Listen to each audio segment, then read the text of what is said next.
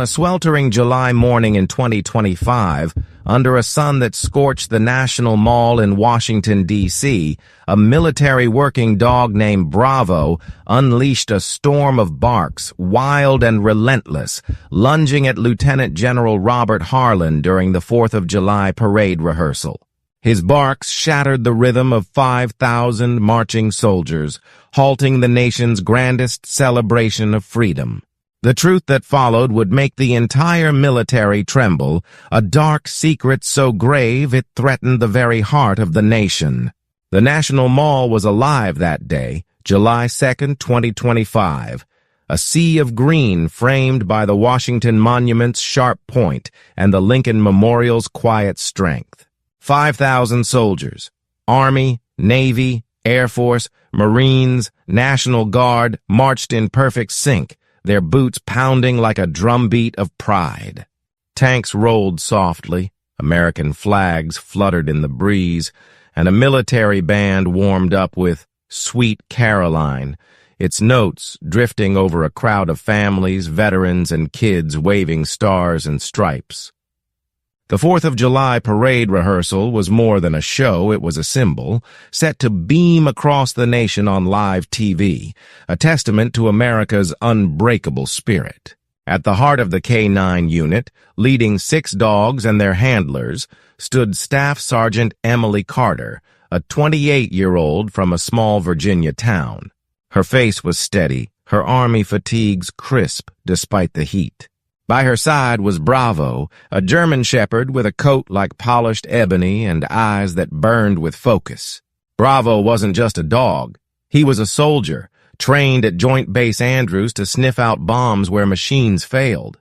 In Afghanistan, his nose had saved Emily's platoon from a hidden IED, his barks a lifeline in the chaos of war. They were partners, bound by a trust deeper than words, a bond that had carried them through fire and back. As the K-9 unit approached the reviewing stand, 20 yards from the dignitaries, the crowd cheered louder. Kids shouted, "Go, doggies!" their voices bright with excitement. Emily gave Bravo a subtle hand signal, keeping him tight on the leash. On the stand, Lieutenant General Robert Harlan stood tall, his silver hair gleaming, his uniform heavy with medals. At 60, he was a legend, a Pentagon titan who'd outsmarted terrorists in the Middle East and brought soldiers home alive. His eyes, hidden behind aviator sunglasses, scanned the parade with a general's calm. But Bravo saw something no one else did. Without warning, he froze.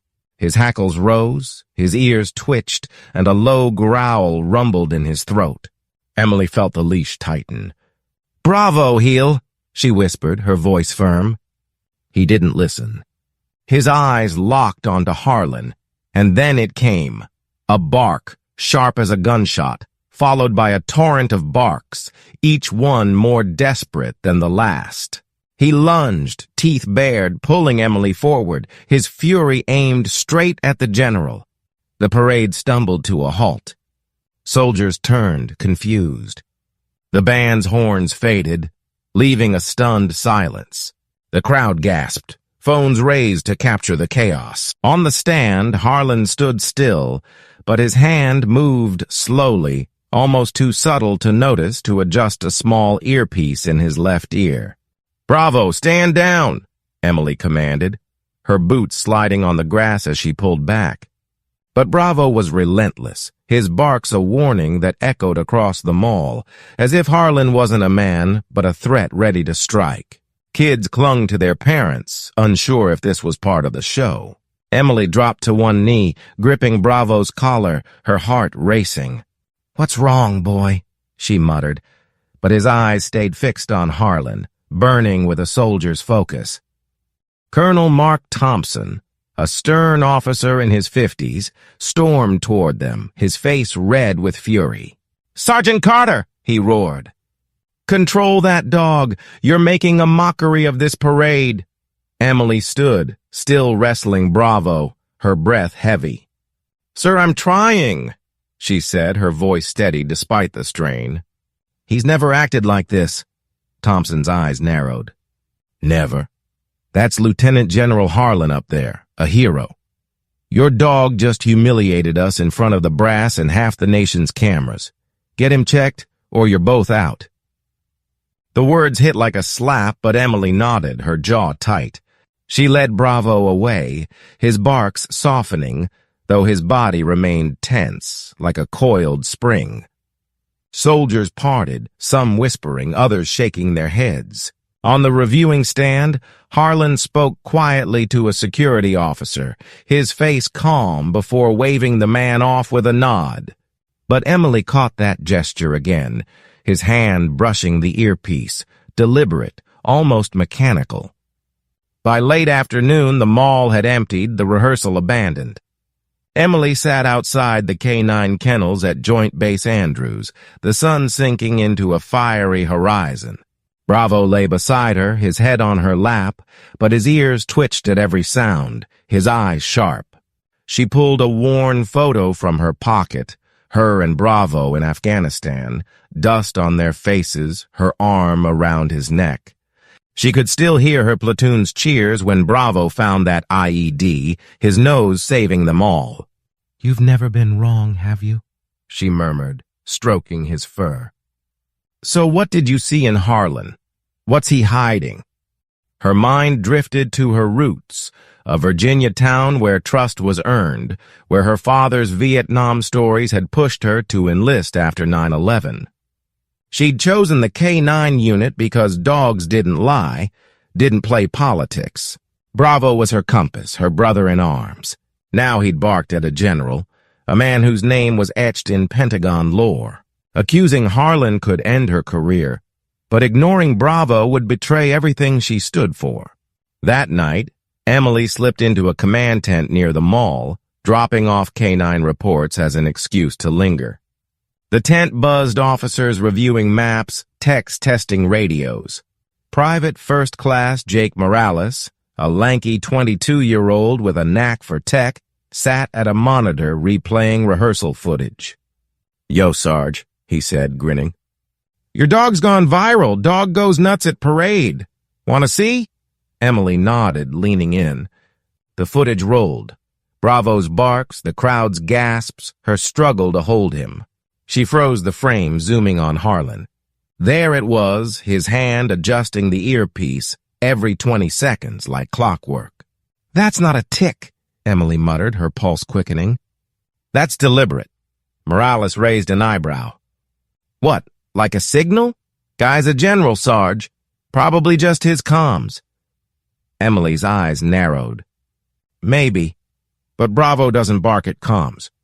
She glanced at Bravo, lying nearby, his gaze fixed on the tent's entrance.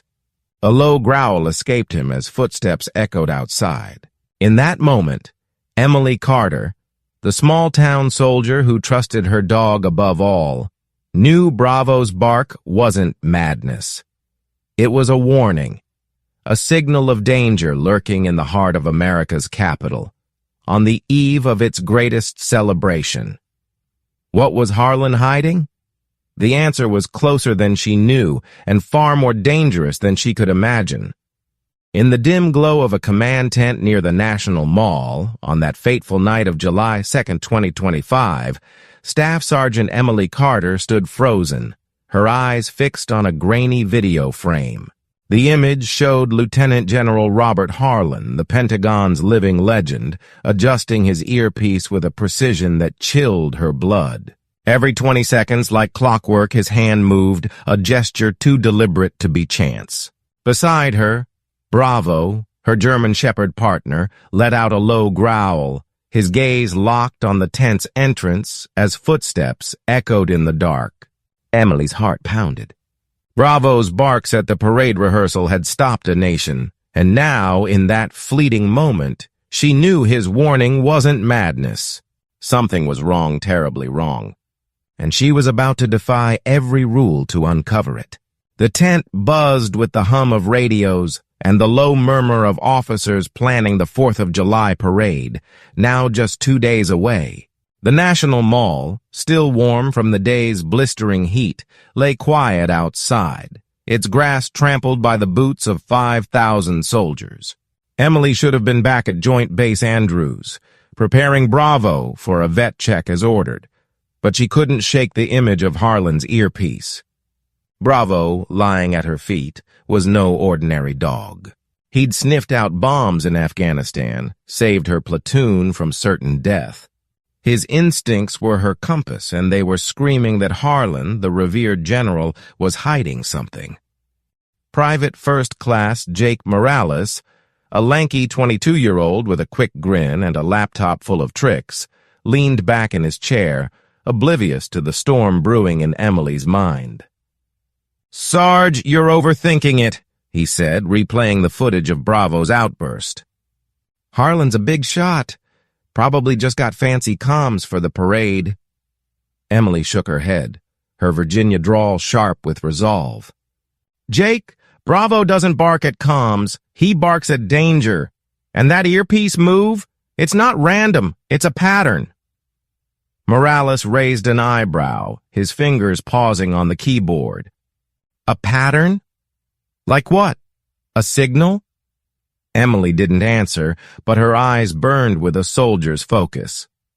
She needed proof, and Morales, with his knack for tech, was her best shot. The next morning, July 3rd, the mall was alive again, though the rehearsal was scaled back after Bravo's disruption.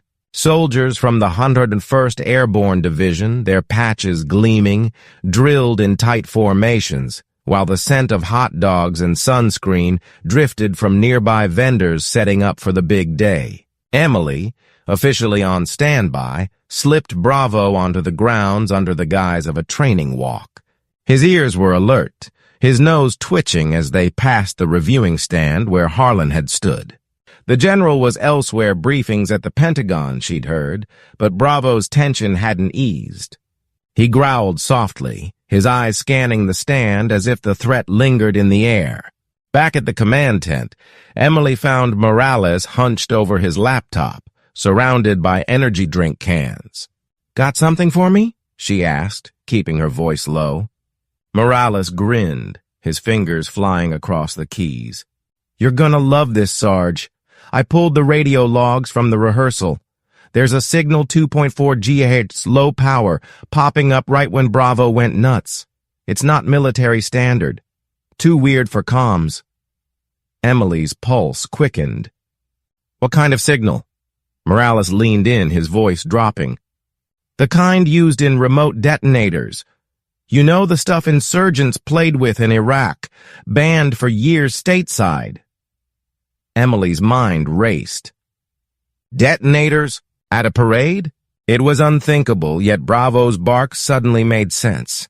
He wasn't trained to sniff radio waves, but he could smell explosive compounds, the kind that might pair with a trigger signal.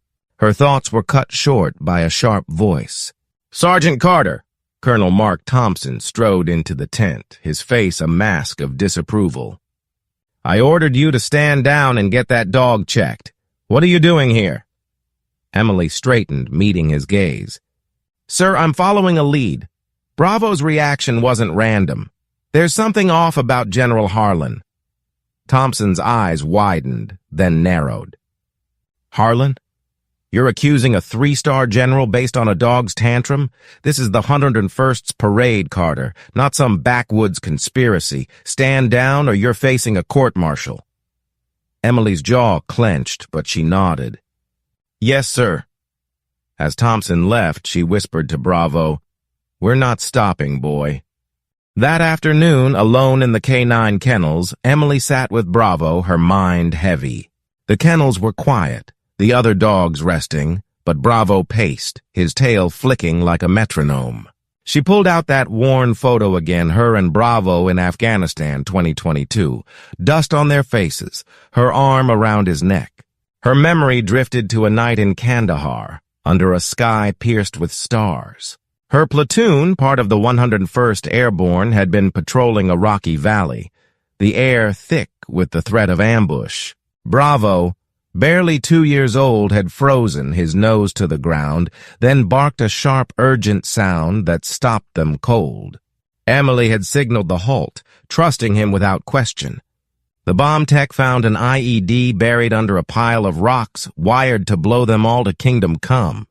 Her platoon had cheered, calling Bravo their guardian angel, and Emily had hugged him, her heart full of a gratitude she couldn't voice.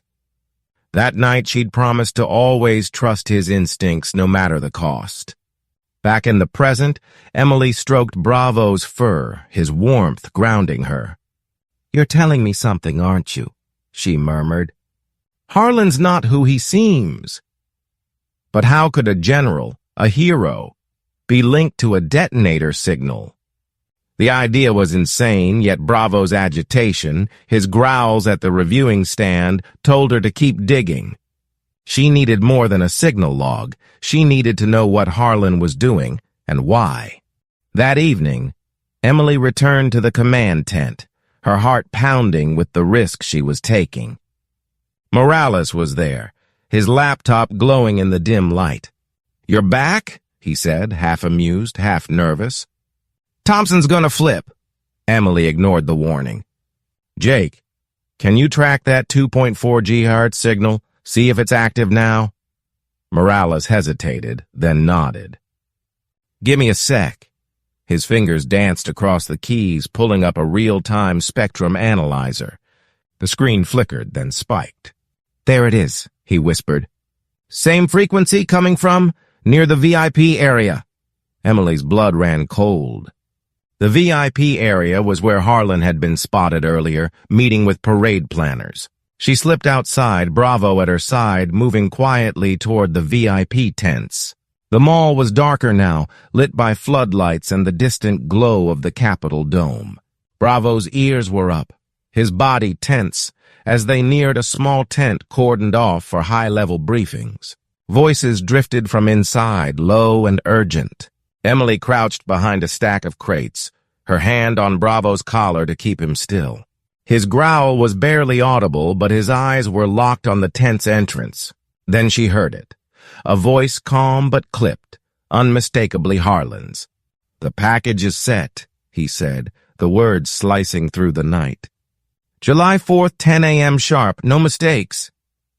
A second voice, muffled, replied, but Emily couldn't make it out. Her breath caught. "Package? July 4th?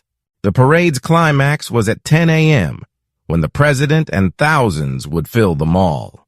Bravo's growl deepened, his body trembling with the urge to act. Emily's mind spun. Was Harlan planning something unthinkable? A general, a hero, involved in a plot tied to a detonator signal? It was madness. Yet Bravo's instincts, that 2.4 GHz spike, and now this cryptic call pointed to a truth she couldn't ignore. She had to act, but one wrong move could end her career or worse. As footsteps approached the tent's entrance, Bravo's growl turned into a warning, and Emily knew time was running out. What was the package? And how deep did this conspiracy go? Under the floodlit shadows of the National Mall, on the tense night of July 3rd, 2025, Staff Sergeant Emily Carter crouched behind a stack of crates, her hand steady on Bravo's collar. Her German Shepherd's low growl vibrated through her fingers, his eyes locked on a VIP tent where Lieutenant General Robert Harlan's voice had just sliced through the dark. "The package is set. July 4th, 10 a.m. sharp." Those words, paired with a 2.4 GHz signal tied to remote detonators, burned in Emily's mind like a warning flare.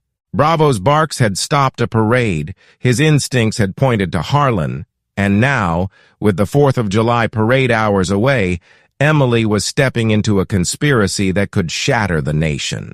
She didn't know how deep it went, but she knew one thing. Bravo was never wrong. The mall was quieter now, the day's heat lingering in the trampled grass, the air thick with the scent of diesel and anticipation. Tomorrow thousands would flood this stretch of green, from the Washington Monument to the Lincoln Memorial, to celebrate America's independence. Presidents, generals, and families would pack the stands, cheering as soldiers from the 101st Airborne and Marines marched in proud formation. But Emily's discovery of Harlan's cryptic call had turned that patriotic dream into a ticking clock. She slipped back to the command tent, Bravo at her side, his ears alert, his body tense as if he sensed the danger growing closer. Inside, Private First Class Jake Morales was still hunched over his laptop, his face pale under the glow of the screen. "Sarge, you look like you saw a ghost," he said, his voice low. Emily leaned in, keeping her voice to a whisper. "Jake, I heard Harlan. He said the package and July 4th, 10 a.m. That's when the parade peaks. We need to know what he's planning." Morales' eyes widened, but he nodded, his fingers already flying across the keys. "I'm digging deeper into that 2.4 GHz signal," he said. "But Sarge, if you're right, this is way above our pay grade." Emily's jaw tightened. "Then we go higher. I need someone who'll listen." That someone was Master Sergeant Tom Reynolds, a grizzled veteran in his 40s who'd trained Emily when she first joined the K-9 unit. Reynolds was a legend in his own right, a 101st Airborne alum who'd seen action in Iraq and Afghanistan, his face lined with the weight of battles won and lost. She found him near the reviewing stand, inspecting parade barriers under the midday sun. Bravo, on his leash, sniffed the air, then froze, his hackles rising as a familiar figure approached Harlan, striding across the mall with a security detail. Bravo's growl was instant, deep and menacing, his eyes boring into the general. Harlan paused, his hand brushing his earpiece, then continued without a glance. Reynolds raised an eyebrow, his Virginia drawl thick with skepticism. "Your dog's got a vendetta, Carter. What's this about?" Emily took a breath, knowing she was risking everything. "Tom, Bravo's not crazy. We found a 2.4 GHz signal at the rehearsal, tied to detonators. Last night I heard Harlan talking about a package for July 4th. He's not who he seems." Reynolds's face hardened, his eyes searching hers. "You're accusing a 3-star general based on a dog and a radio blip? That's a career ender, kid." Emily stood her ground. "I'd rather lose my stripes than ignore Bravo. He saved my life in Kandahar. He's trying to save us now." Reynolds sighed, rubbing his neck. "All right, I'll back you, but you better have more than growls." That afternoon, Emily and Reynolds took Bravo on a routine patrol near the reviewing stand, their real mission to let Bravo's nose do the talking. The mall was bustling vendors setting up flags, kids chasing balloons shaped like stars and stripes, the faint strains of a band practicing Star-Spangled Banner in the distance. Bravo moved with purpose, his nose low, his tail rigid. As they neared the stand's base, he froze, his growl turning into a sharp bark. He pawed at a metal panel under the platform, his claws scraping with urgency. Emily knelt, her heart racing, and pried the panel open. Inside, nestled in a tangle of wires, was a small device, no bigger than a coin, but its blinking red light screamed danger. A micro-explosive wired for remote detonation. Reynolds cursed under his breath. "That's military grade," he said, his voice tight. "No way this got here by accident." Emily's mind flashed to Harlan's earpiece, the 2.4 GHz signal, the package. Before she could speak, a shadow moved in the distance, a figure in dark clothing, slipping behind a row of barriers. Bravo barked, straining to chase, but Emily held him back. The figure vanished into the crowd, leaving only the echo of footsteps. Reynolds grabbed his radio, calling for a bomb tech, but Emily knew the truth. This was no lone device. It was part of something bigger. Back at the command tent, Morales was waiting, his laptop open to a classified Pentagon database he'd borrowed access to. "Sarge, you're not gonna believe this," he said, his voice shaking. "I cross-checked Harlan's records.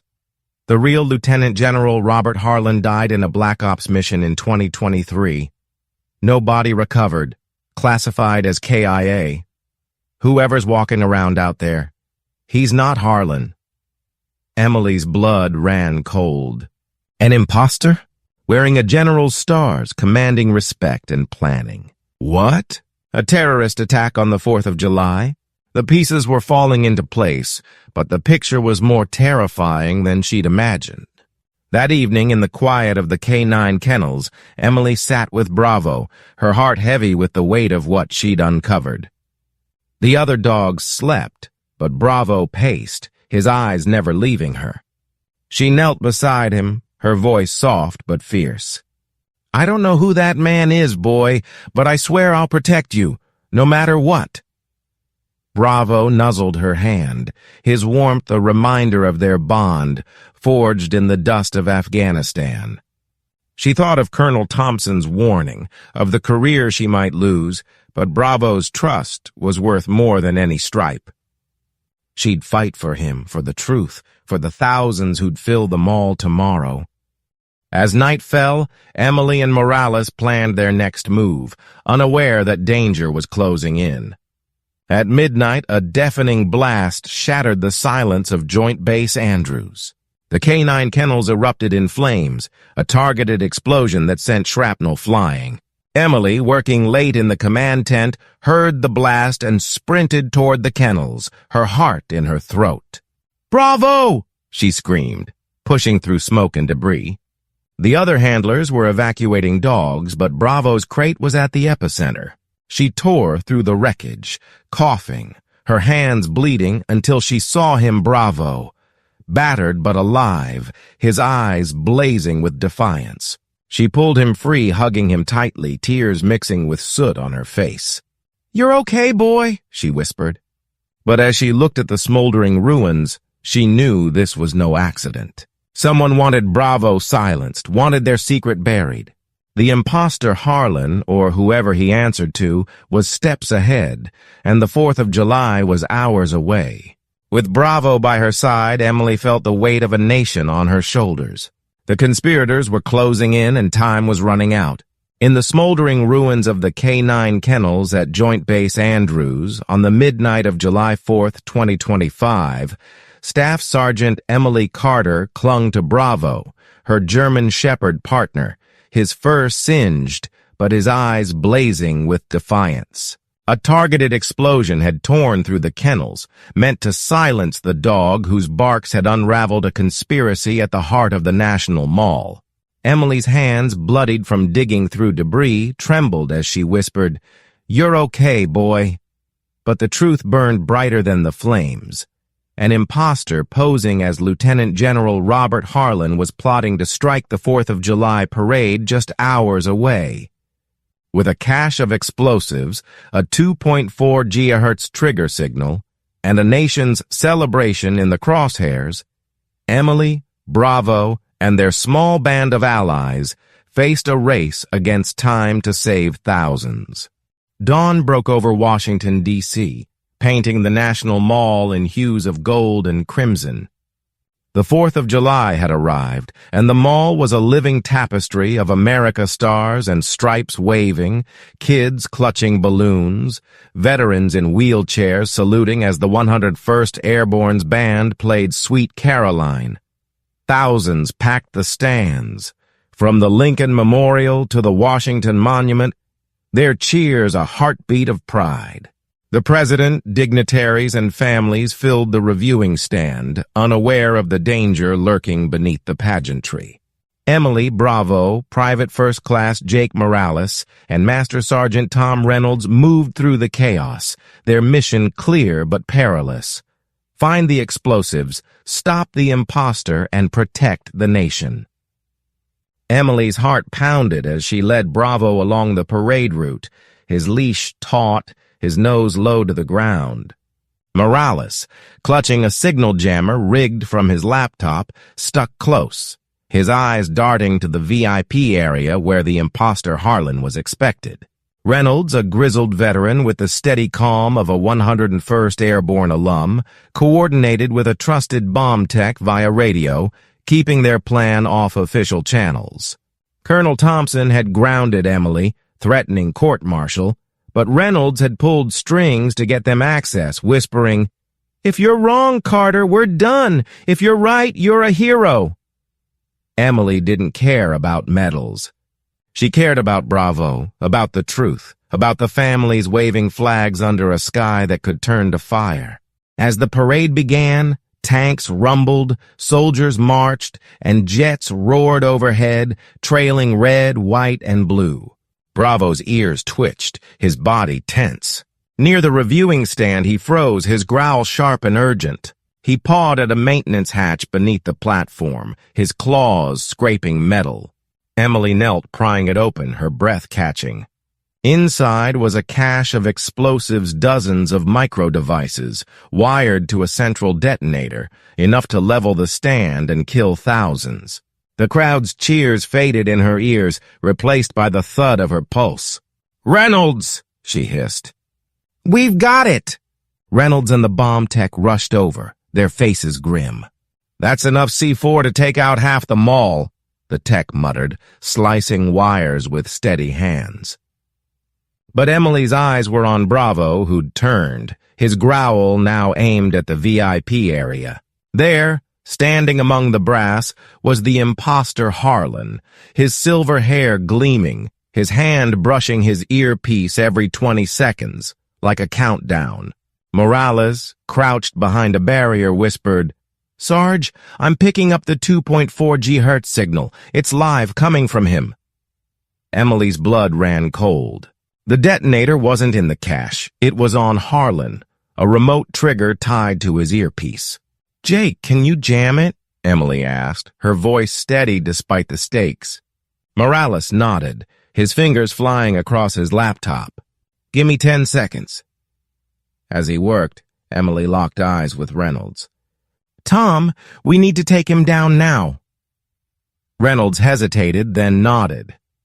"You confront him. I'll cover you." Emily clipped Bravo's leash to her belt, her hand on her sidearm, and moved toward the VIP area, her heart a drumbeat of resolve. The crowd roared as the Marine Corps band struck up "Stars and Stripes Forever," but for Emily the world narrowed to one man. She pushed through security, flashing her badge, and faced the imposter. "General Harlan!" she called, her voice cutting through the noise. He turned, his aviator sunglasses glinting, his face calm but his hand pausing mid-gesture. "Sergeant Carter," he said, his tone smooth. "Your dogs caused quite a stir." Emily stepped closer, Bravo growling at her side. "You're not Harlan," she said, her voice low but fierce. "The real Harlan died in 2023. Who are you and what's the package?" The imposter's smile faltered, his hand inching toward his earpiece. "You're out of your depth, Sergeant," he said, but his eyes betrayed a flicker of fear. Before he could move, Morales shouted, "Signal's jammed!" The imposter's hand froze, his face twisting with rage. He lunged for a hidden device in his jacket, but Bravo was faster.